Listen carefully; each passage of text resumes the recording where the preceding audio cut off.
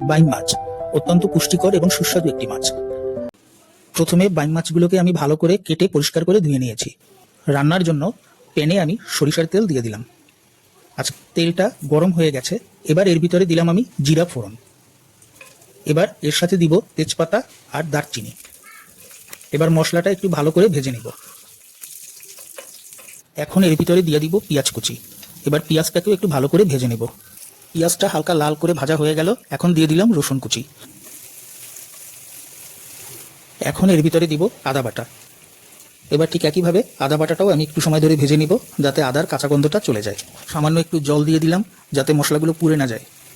এখন দিয়ে দিলাম হলুদের গুঁড়া। মিশিয়ে নিব পেঁয়াজ রসুনের সাথে। এখন আমি দিয়ে দিব মরিচের গুঁড়া। এই মাছটাতে একটু ঝাল হলে ভালো লাগবে। এখন আমি এর ভিতরে দিয়ে দিব জিরা বাটা। এবার জিরা বাটা দেওয়ার পরে আমি আরেকটু সময় এভাবে কষিয়ে নেব। দিয়ে দিব 1 চামচ ধনে গুঁড়া। এবার আমি আরেকটু জল দিয়ে দিলাম।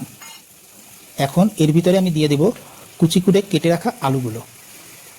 আপনারা এই মাছটা আলু ছাড়া শুধু রান্না করেও খেতে পারেন।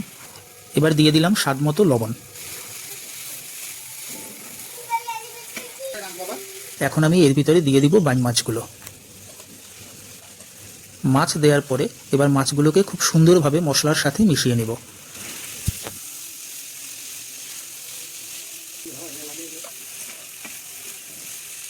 কিছু সময় ঢেকে রেখেছিলাম। এখন ঢাকনা তুলে দেখি আমার মাছটা বেশ ভালোভাবে কষানো হয়ে গেছে আর মশলা থেকে তেল বের হয়ে গেছে। তাই এখন আমি ঝোলের জন্য জল দিয়ে দিলাম। এখন আমি মাছটাকে ঢেকে রাখবো। কিছু সময় পরে আমি ঢাকনা তুলে ফেললাম। মাছের ঝোল রান্না করা হয়ে গেছে। এর ভিতরে দিয়ে দিব 1 চামচ গরম মশলার গুঁড়া। গরম মশলাটা দিয়ে আমি একটু ভালোভাবে নেড়ে চেড়ে দিলাম।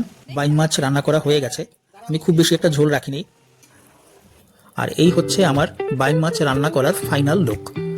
আশা করি মাছটা দেখতে আপনাদের ভালো লাগছে। আর আমার ভিডিওটি যদি ভালো লাগে অবশ্যই আমার ভিডিওতে একটি লাইক করবেন আর আমার চ্যানেলটিতে সাবস্ক্রাইব করবেন।